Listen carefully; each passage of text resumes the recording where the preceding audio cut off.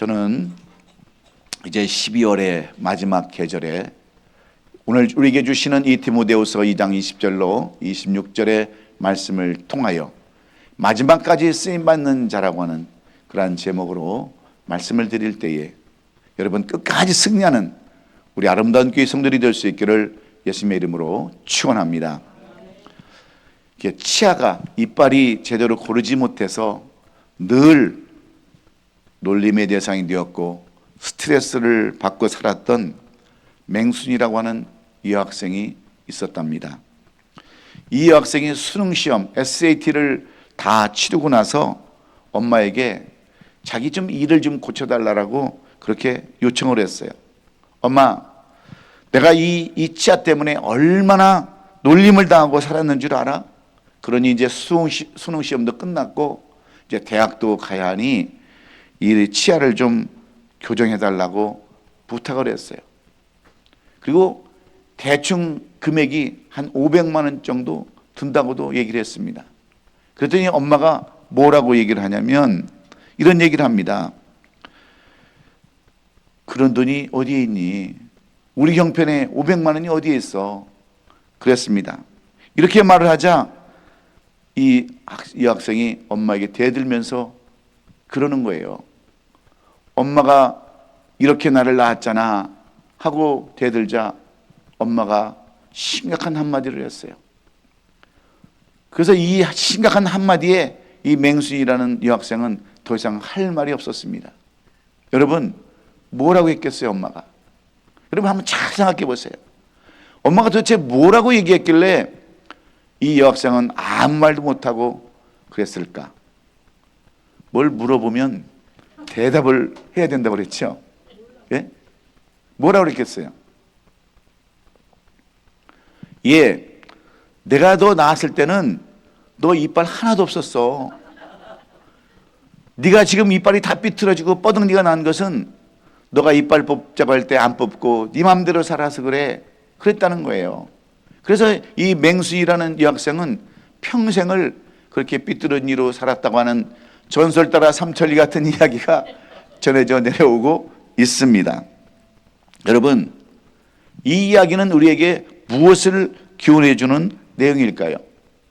성경의 말씀만 전해도 모자랄 이 귀한 시간에 왜 이런 예화로 시작하는 것일까요?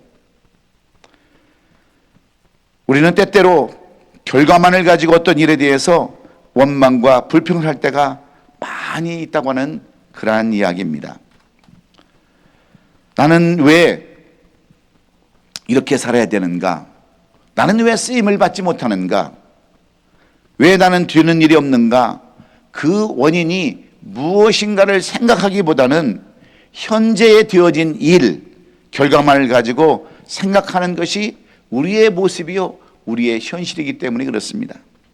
그런데 우리가 잘 아는 사람들 중에는 한국 사람으로는 처음으로 미국 정부의 최고의 지위까지 역임했던 강영호 박사라는 분이 있습니다. 이분은 어렸을 적에 그 중학교 시절에 축구를 하고 놀다가 축구공에 맞아가지고 두 눈을 실명한 그러한 후천적 시각장애자가 되었습니다. 이것을 사람들은 중도 실명자라고 이렇게 부르는데 공부 잘하고 똑똑하던 이 아들이 하루아침에 앞을 볼 수 없는 시각장애자가 되자 그의 어머니는 그만 충격을 받고 그 충격으로 죽고 말았습니다. 설상가상으로 그의 누이는요, 가정을 책임지고 그 가정 생활을 책임져야 해서 18살에 그 청계천에 있는 평화시장에 가서 미신공으로 일을 하다가 과로로 그만 18세에 죽고 말았어요. 그러니 여러분, 그의 삶이 어떤 삶이었겠습니까? 할 수 없이 그 밑에 남자 동생은 그 어린 나이에 철공소로 보내서 철공 그 공원으로 일을 하게 했고 그 여자 동생은 어쩔 수 없이 고아원에 보내게 되었습니다. 이 사람의 가정을 살펴보면 얼마나 비참하고 얼마나 힘든 그러한 현실이었겠습니까? 이 강영우라는 그 사람은 어쩔 수 없이 맹학교에 들어갔습니다. 자기 자신의 삶을 살펴보면요, 참 기구하죠. 어머니도 돌아가시고 누이도 돌아가고 애들은 고아원에 보내고 공장에 보내고 자기는 맹아학교에 들어가서 공부를 하는데 얼마나 절망스럽고 세상이 원망스럽고 자기 자신이 그렇게 여러분 슬플 수가 있지 않았겠습니까? 그럼에도 불구하고 이 강영호라는 그 맹인은요 열심히 공부를 했습니다. 그 누구를 원망하고 세상을 원망하지 않았어요. 그래서 결국 그는 피츠버그 대학에 들어가서 결국은 박사학위를 받고 미국의 국가장애위원회 차관으로 임명되어서 크게 쓰임을 받았습니다. 그때 그 취임연설에서 그는 이렇게 이야기를 했습니다. 나의 장애는 불행이 아니라 하나님께서 나의 장애를 통해서 사명을 감당하도록 도구로 쓰임받게 하셨다라고 이렇게 간증을 하고 취임인사를 했습니다. 자신의 불행한 이유를 원망과 불평으로 표현하지 아니하고 끝까지 승리해서 오히려 그것을 극복한 승리의 주인공으로 증인의 삶을 간증했던 것을 보면서 오늘 우리는 무엇을 배워야 합니까? 사랑하는 성도 여러분, 우리는 이 땅에 살면서 한 번쯤은 다 쓰임받기를 원합니다. 장애인이든 정상인이든 많이 배웠던 못 배웠던 많이 가졌던 많이 갖지 못했던 그리고 가문이 좋든 좋지 않았던 간에 누구든지 인생 가운데서 한 번만큼은 반드시 쓰임받기를 원하는 것이 우리들의 소망이요 희망입니다. 누가 이 세상에 와서 그냥 왔다 그냥 가기를 원하는 사람이 누가 있겠습니까? 그래서 우리는 열심히 공부하고 열심히 돈 벌고 최선을 다해서 사는데 여러분 그렇다고 해서 쓰임받는 사람들은 많지 않습니다. 노력한다고 해서 다 쓰임받는 것도 아닙니다. 그렇다면 어떤 사람이 마지막까지 쓰임받는 자가 될 수 있을까요? 오늘 2025년도 12월 첫째 주일 이제 이 달도 얼마 남지 않은 이 마지막 계절에 우리가 끝까지 쓰임받는 사람들이 될 수 있는 길은 무엇이라고 오늘 이 본문은 말씀하고 있을까요? 오늘 이 본문은 AD 66년에서 67년경에 사도 바울이 로마의 감옥에서 순교를 앞두고 그의 믿음의 제자요 또 자녀이며 아들과 같은 디모데에게 마지막 유언으로 전한 말씀입니다. 자신으로부터 할례를 받고 믿음의 아들로 양육되었던 그러한 디모데는 당시 에베소 교회를 담임했던 그러한 주의 종으로서 신실한 사람이었습니다. 디모데는 그의 외조모 로이스와 어머니 윤지게의 신앙을 이어받은 신실한 하나님의 종이었어요. 그리고 사도 바울에게는 늘 위안과 기쁨이 되는 그러한 제자였습니다. 이런 디모데를 그릇으로 비유한다면 금과 은 같은 그러한 그릇의 그러한 종이었어요. 그럼에도 불구하고 사도 바울은 디모데에게 내가 끝까지 하나님께 쓰임 받으려면 너는 이렇게 살아야 한다. 너는 이렇게 행동을 해야 된다라고 유언으로 당부하고 또 당부하는 그러한 내용들이 오늘 우리가 함께 교독했던 이 디모데후서 2장 20절로 26절 전체의 말씀입니다. 이 말씀은 부잣집에는 금은 나무 질그릇이 있는데 그 그릇들은 귀 쓰이는 것도 있고 천하게 쓰이는 것도 있다는 말씀입니다. 이 말씀을 오늘 이 교회에 비유한다면 많은 사람들 중에 특별히 교인들 중에는 귀 쓰는 사람, 천한 사람도 있지만 귀 쓰임을 받는 사람도 있고 천하게 쓰이는 사람에게 받는 사람도 있다고 하는 그런 말이에요. 뿐만 아니라 천한 것이라고 해서 천하게 쓰임 받는 것도 아니라는 그런 말과도 똑같습니다.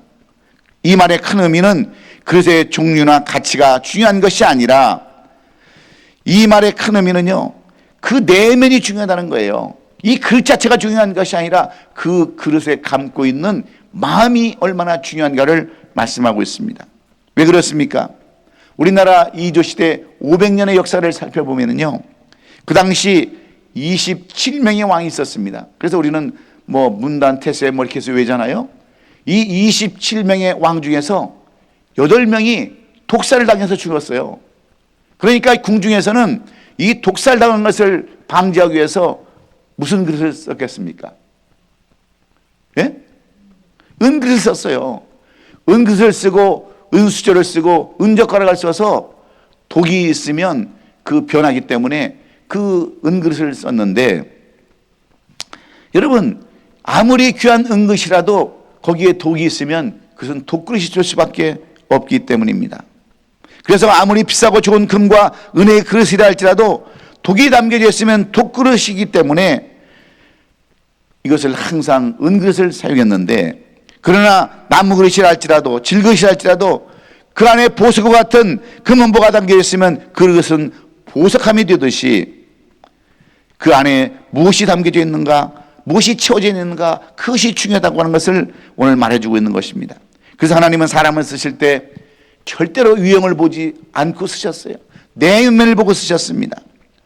우리가 사무엘상 16장 7절에 보면 이런 말씀이 있습니다.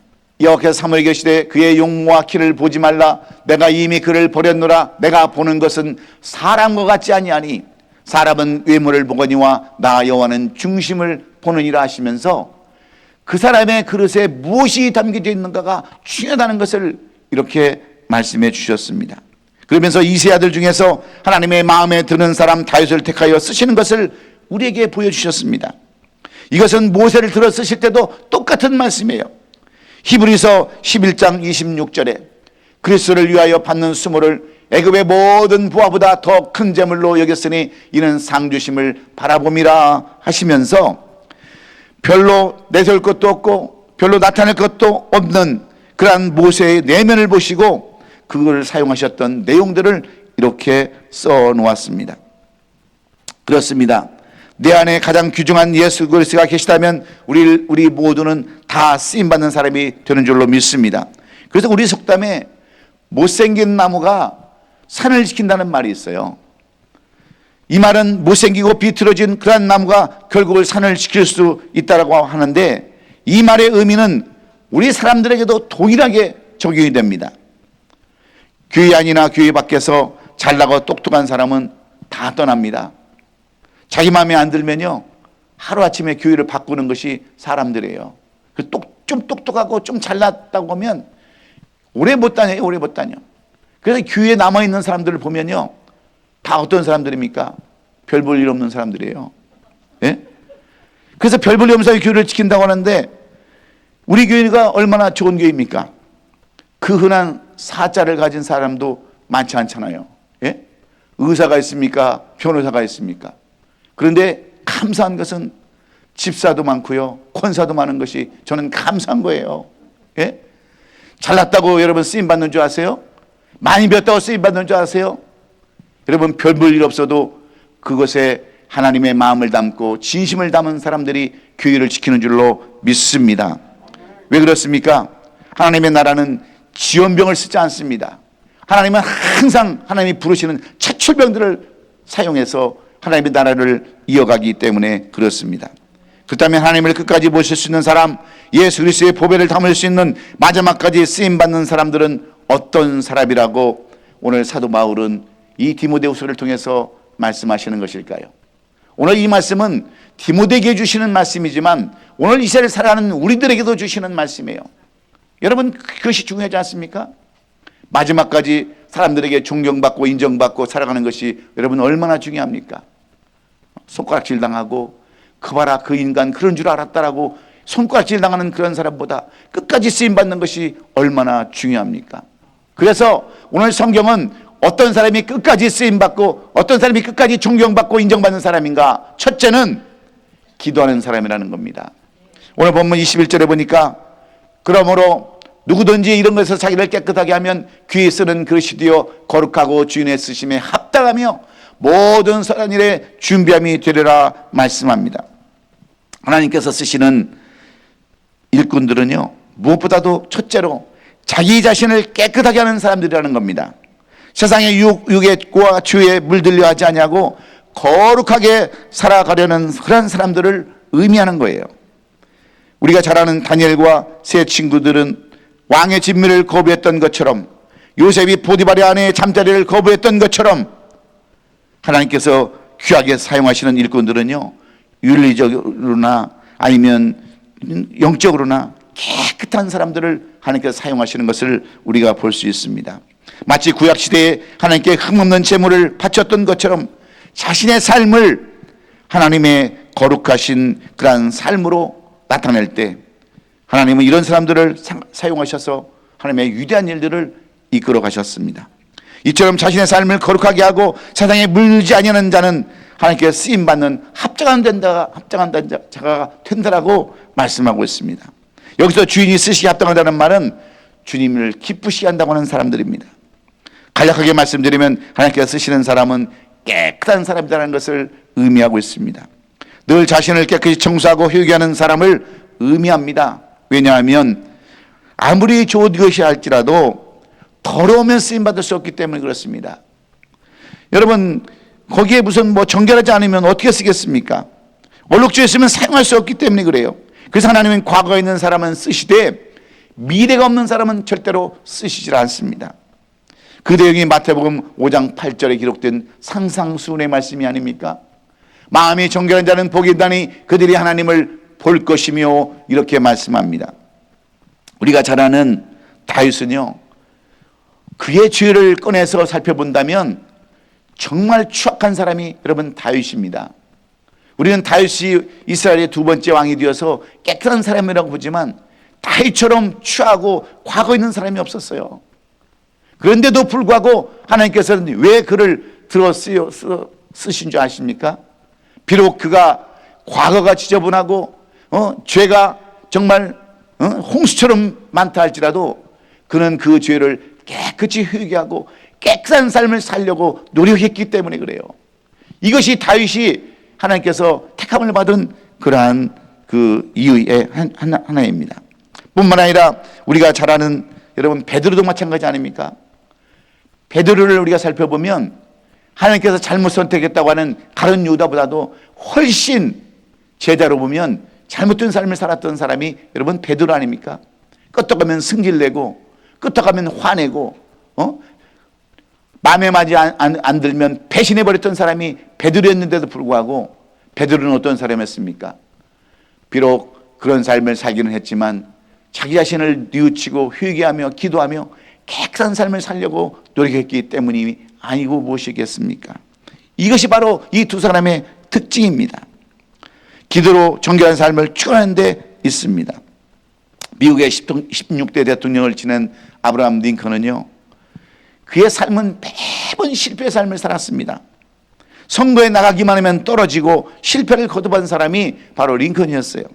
그가 변호사 시절에 함께 일하던 에리스 스탠톤이라는 사람은 이 링컨을 얼마나 무시했는지 여러분 정말 고릴라를 보려면 동물원에 갈 필요 없습니다. 그가 살고 있는 스프링스필드에 가면 고릴라를 볼 수 있습니다라고 이렇게 링컨을 멸시하고 조롱하고 핍박을 했습니다.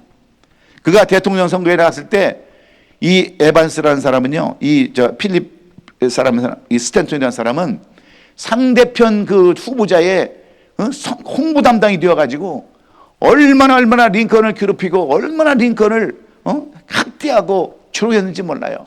그런데 결과는 어떻습니까? 링컨이 대통령이 되고 말았습니다. 그런데 링컨은 그렇게 자기를 핍박하고 힘들게 했던 그 스탠턴을 어느 위치에 여러분 역임을 하신 줄 아십니까? 국무장관, 그 나라의 가장 귀한 일을 담당하는 국무장관 자리에 이 스탠턴을 천거를 했어요. 그러니까 그 참모들이 얼마나 반대를 했겠습니까? 당신은 나중에 분명히 저 스탠턴이라는 사람을 국무장관에 역임시키면 반드시 후회할 것입니다라고 그렇게 반대를 했어요, 참모진들이. 그럼에도 불구하고 링컨은 그 주장을 굽히지 않았습니다. 뭐라고 그랬냐면 개인적인 감정보다는 나라를 위해서는 그런 사람도 필요하다고 하면서 이 사람을 세웠어요. 그러니까 자기도 죄인이고 자기도 별 볼일 없는 사람이지만 그런 사람도 쓸 수 있다고 하는 그러한 마음을 가지고 이 사람을 사용을 했던 거예요. 그런데 결국 링컨은 그 저격하는 사람의 총에 맞아서 암살을 당하지 않았습니까? 그때 가장 슬퍼하고 가장 마음이 아팠던 사람이 누군지 아세요? 바로 국무장관을 역임했던 스탠턴이라는 사람이었습니다. 여러분, 그렇습니다. 우리가 얼마나 더럽고 추한 사람들입니까? 그런데 중요한 것은 우리가 정말 우리의 죄를 다 자복하고 회개하면서 깨끗한 사람으로 나갈 때 하나님은 그런 사람을 들어 사용한다는 것을 우리는 잊지 말아야 합니다. 그래서 이 마지막 계절에 우리는 좀 더 깨끗하고 좀 더 의롭게 살기를 여러분 간구하고 기도하면서 우리의 삶을 새롭게 해야 되는 줄로 믿습니다. 두 번째는 하나님 어떤 사람을 마지막까지 쓰시느냐, 사명 있는 사람을 쓰신다고 그랬습니다. 오늘 본문 22절에 보면 성경은 이렇게 말씀합니다. 또한 너는 청년의 정욕을 피하고 주를 깨끗한 마음으로 부른 자들과 함께 의와 믿음과 사랑과 화평을 따르라. 이 말은 이런 것으로 준비해라, 이렇게 말씀하는 겁니다. 하나님의 쓰심에 합당한 사람들은 바로 사명을 가진 사람들을 쓰신다고 하는 그러한 말씀입니다. 하나님은 사람을 쓰실 때 아무나 쓰시지 않으세요. 스스로 자원하는 사람도 쓰지 않습니다.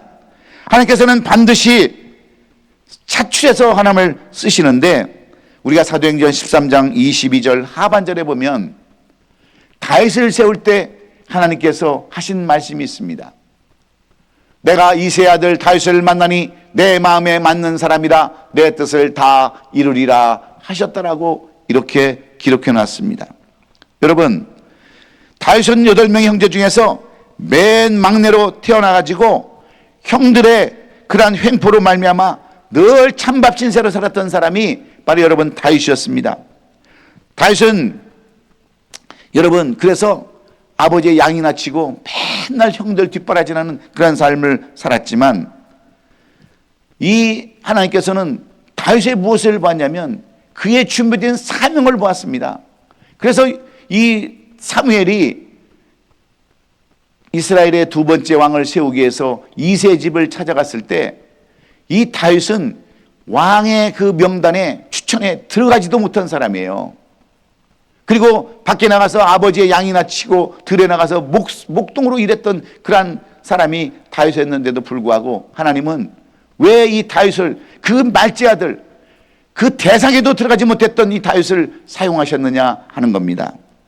거기에는 이 다윗에게는 다른 형제들보다 특별한 사명이 있었기 때문인 줄로 우리는 믿습니다. 그러므로 오늘 이 본문은 모든 집에도 많은 그릇이 있지만 그 그릇들이 다 쓰임받는 것이 아님을 나타내주고 있습니다. 여러분 그렇지 않습니까?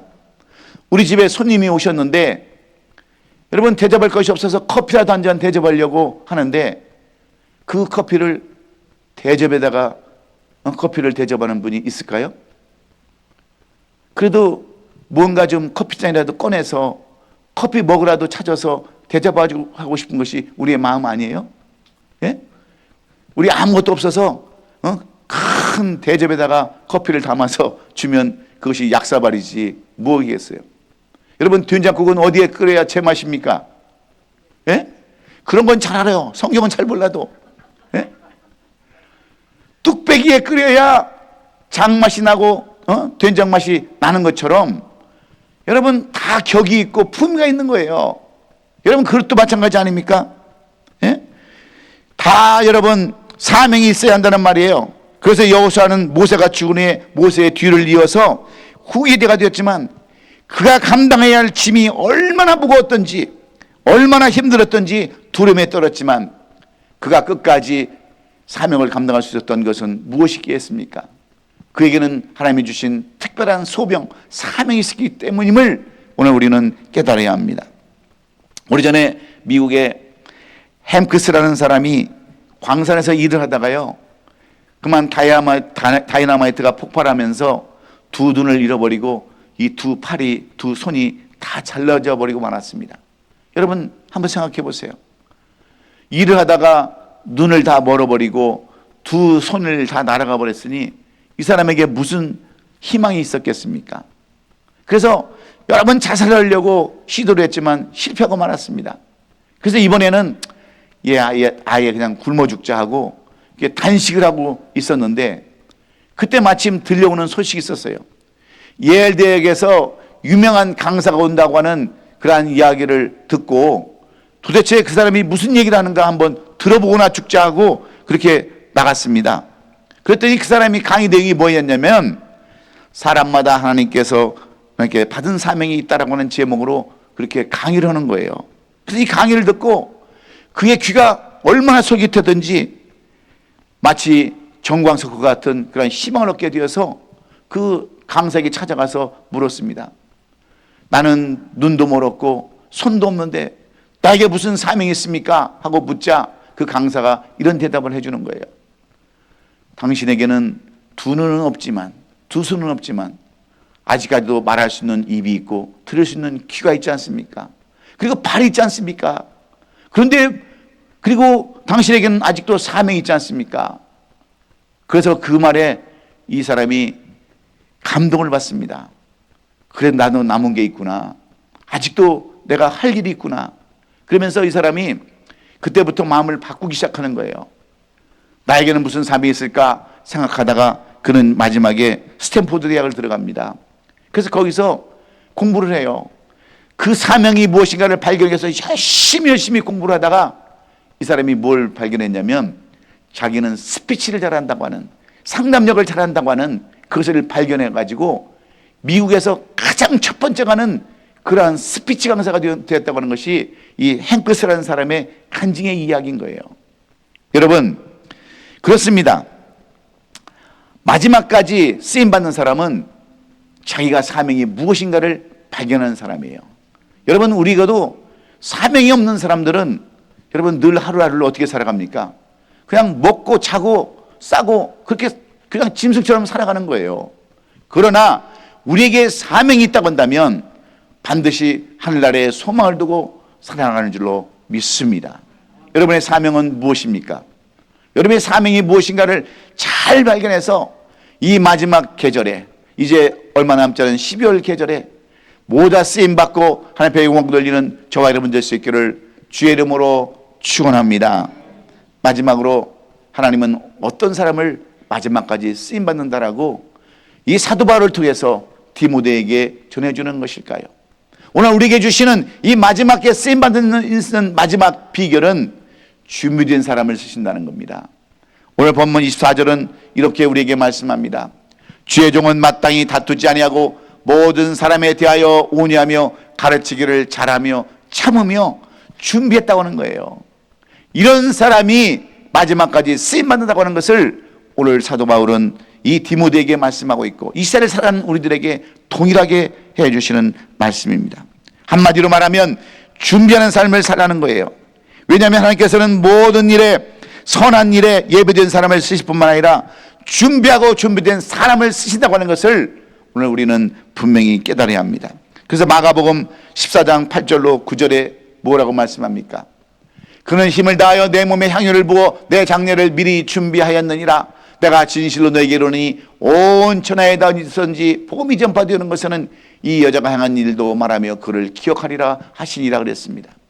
여러분, 마리아라는 사람, 이 여자는요, 그 없는 것도 다 팔아서 그 향유를 준비하고 예수님의 장례를 준비함으로 말미암아서 하나님의 위대한 일에 쓰임받았다고 하는 내용들을 기록하면서 내가 진실로 너에게 이르노니 온 천하 어디서든지 복음이 전파되는 곳에, 내 이름이 나타나는 곳에는 내가 이 여자의 행한 일을 말하면서 그를 기억하시겠다라고 약속하는 내용은 무슨 내용입니까? 이렇게 준비하고 사는 사람을 통해서 하나님의 위대한 일을 이루시겠다라고 이렇게 약속하고 있는 것입니다. 그렇습니다. 여러분, 하나님은 꼭 준비한 사람을 통해서 하나님의 일을 이루어 가신다는 것을 오늘 우리는 잊지 말아야 합니다. 그것이 바로 준비된 사람이에요. 한때 미국의 전설적인 배우였던 마릴린 monroe라는 사람을, 여자 배우를 여러분 기억하실 거예요. 근데 이 배우와 쌍벽을 이루었던 영화 배우 가운데 토니 에반스라고 하는 여배우가 있었습니다. 이 미모의 여배우가 한참 인기가 절정에 올라가고 또 많은 사람의 부러움과 칭송을 받았던 이 배우가 오늘 갑자기 나는 더 이상 이 음악을 떠나겠다라고 선포를 해버리는 겁니다. 그러니까 많은 사람들이 얼마나 충격을 받았겠어요.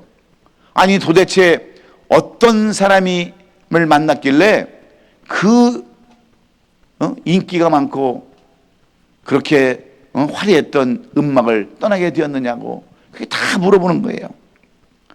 그러자 그때 토니 에반스는 이렇게 고백을 합니다. 나를 사로잡은 분은 바로 예수님이십니다. 내가 그분을 택한 것이 아니라 그분이 나를 사로잡았습니다 하고 그녀는 모든 것을 다 내려놓고 준비하면서 또 다른 삶을 살게 되었어요. 그녀는 요한복음 5장 15장 16절에 있는 말씀을 인용하면서 이렇게 얘기를 했어요. 내가 너희를 택한 것이 아니요 내가 너희를 택하여 세웠나니 이는 너희로 가서 열매를 맺게 하고 또 너희가 열매가 항상 있게 하여 내 이름으로 아버지께 무엇을 구하든지 다 받게 하려 함이라 하신 이 말씀을 붙들고 나는 그래서 준비했습니다. 나는 이렇게 준비된 삶을 살려고 노력합니다 하면서 그녀가 택한 길이 어떤 길인 줄 아세요? 그는 가장 가난한 선교사를 택해서 그 선교사와 결혼하고 아프리카에 가서 선교사의 삶을 준비를 했습니다. 여러분, 누가 이런 일을 감당할 수 있겠어요? 그 많고 많은 부와 명예와 인기를 다 내려놓고 가장 가난한 선교사와 결혼하면서 아프리카 선교사로 나간다고 하는 것은 하나님의 말씀을 준비하지 아니하고는 하나님의 뜻을 준비하지 않고는 할 수 없는 일입니다. 이 여배우가 이제 선교사가 되어서 안식년을 마치고 빌리 그레함이라고 하는 그 유명한 목사님 집회에 참석해서 그는 뭐라고 고백한 줄 아십니까? 많은 사람들이 왜 그 길을 택했느냐고 나를 묻지만 나는 이 길이 하나님께서 나에게 준비되신 길이라고 믿습니다. 남들은 나보고 미쳤다고 얘기하지만 나는 지금까지 이렇게 행복한 적이 없습니다라고 이렇게 고백하면서 선교사의 삶을 간직했던 것을 우리가 보면 우리는 어떤 사람이 하나님께서 쓰시는가를 잘 알 수가 있는 거예요. 여러분, 이제 2025년도도 얼마 남지 않았습니다. 이제 3주면 이 2025년도 다 끝나고 마는데 그래도 우리는 끝까지 마지막까지 우리 하나님께서 말씀하신 내용들을 묵상하고 준비하고 기도로 준비하는 저와 여러분이 될 때 우리는 끝까지 쓰임받는 하나님의 귀한 권속들이 되는 줄로 믿습니다. 여러분, 우리가 잘 아는 말 중에 희소가치라는 말이 있어요. 사람은 여러분 다 희소가치에 톡한 사람들이 우리들입니다. 특별히 우리 그리스도인들은 그래요. 지금 인구가 많다 보니까 이 사람들이 희소가치가 별로 없어가지고 사람들을 무시하는 경향이 많이 나타나고 묻지마 살인을 많이 하는 이때가 되었지만 여러분, 예수님께서는 우리 한 사람 한 사람을 얼마나 귀중히 여기십니까? 천하보다도 더 귀하다고 하신 분들이 바로 우리들이에요. 그런데 여러분, 우리가 다 희소가치가 있는 사람들인데 그냥 왔다가 그냥 이 세상을 끝내버리면 무슨 의미가 있겠습니까? 여러분, 다이아몬드가 길거리에 지천으로 깔려 있으면 그것을 누가 다이아몬드라고 그러겠어요? 예? 안 그러겠습니까? 돌보다도 더 많이 굴러다니는 것을 누가 희소가치라고 얘기할 수 있겠어요? 그런데 우리가 다이아몬드의 희소가치를 측정할 때 무엇으로 여러분 그것을 구분하는 줄 아십니까? 네 가지의 C가 있다고 그래요. 4C. 이 C자로 시작하는 영어가 있다는 거예요. 첫 번째는 뭔지 아십니까? 깨끗함이에요. 순수함이에요. 클래리티입니다. 이 다이아몬드의 가치는 순수함에 있어요. 깨끗한 순수한 순도에 있습니다. 그리고 두 번째는 뭐냐면 컬러예요. 컬러. 얼마나 색상이 아름다우냐, 얼마나 그 보석 색상이 아름답냐, 컬러이고, 세 번째는 크기예요. 그래서 우리는 이것을 캐럿이라고 부르지 않습니까? 1캐럿이냐 5캐럿이냐 10캐럿이냐에 따라서 가치가 달라지는 거예요. 그리고 마지막으로는 이 모양입니다. 모양. 여러분, 아무리 다이아몬드를 할지라도 모양이 삐뚤어져 있으면 여러분 그게 가치가 있겠어요? 그래서 이 커팅을 잘 해야 되는 거예요. 커팅. 이 네 가지가 중요한데 우리 사람도 마찬가지입니다. 우리가 마지막까지 다이아몬드처럼 귀한 우리가 사람으로 살기를 원한다면, 그래서 쓰임받기를 원한다면 우리도 뭐 어떤 삶을 살아가야 되겠습니까? 마찬가지예요. 우리가 얼마나 깨끗하고 얼마나 성숙하며 얼마나 아름답고 얼마나 반듯한가에 따라서 우리가 가치가 달라지기 때문에 오늘 우리는 이런 것들을 기억하면서 어떤 삶을 살아야 되겠습니까? 우리는 마지막까지 기도로 준비하는 그러한 사람들을 되기를 간절히 소원합니다. 기도로 깨끗함을 받고 깨끗하게 사는 저와 여러분이 될 때 반드시 쓰임받을 줄로 믿어요. 그리고 두 번째는 사명을 감당하는 사람이 되어야 된다는 거예요. 여러분, 사명 없는 사람들은 다 일찍 데려가는 거예요. 근데 사명이 한번 있어 보세요. 여러분, 오래 살려고 그렇게 발버둥 칠 필요 아무것도 없어요. 아프면 매일 병원 가고, 아프면 매일 약 먹고, 그럴 필요가 없는 거예요. 사명이 있으면 절대로 하나님 데려가지 않습니다. 그 사명 끝날 때까지 하나님은 끝까지 우리를 붙잡아 주시는 거예요. 내 사명이 무엇인가 꼭 발견하시고 그 사명대로 사시기를 주의 이름으로 축원합니다. 마지막까지 쓰임받은 사람은 마지막까지 준비하는 사람, 저 하늘나라를 위해서, 저 천국을 향해서 오늘도 끝까지 준비하고 말씀으로 무장하고 기도로 무장하고 찬양으로 무장해서 정말 우리가 든든한 영역을 가지고 언제 어느 때 주님 불러도 주님 내가 여기 있사오니 나를 사용하여 주옵소서 마라나타를 외치며 나갈 수 있는 저와 여러분이 될 수 있기를 예수 그리스도의 이름으로 축원합니다. 기도하겠습니다.